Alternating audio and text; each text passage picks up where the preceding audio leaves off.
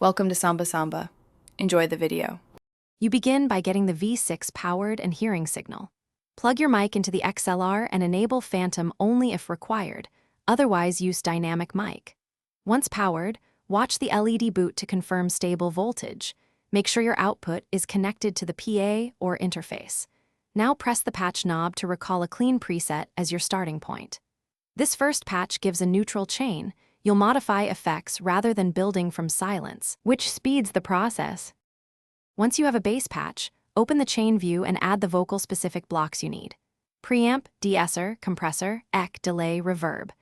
Adjust preamp gain to get -6 dB average level, then tame sibilance with the de-esser before compression. This preserves clarity. Next, shape tone with a low cut and presence boost on EQ.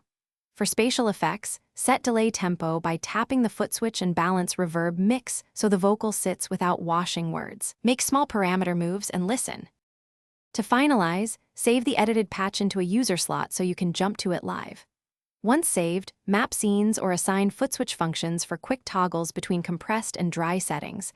Set up MIDI clock or tap tempo if you use external devices. For performance, confirm levels with the house engineer and do a short sound check. If something goes wrong, no sound or noise, recheck phantom power, swap cables, lower gain staging, and only then try a factory reset to clear corrupted patches. Thanks for watching. Consider subscribing if we helped you.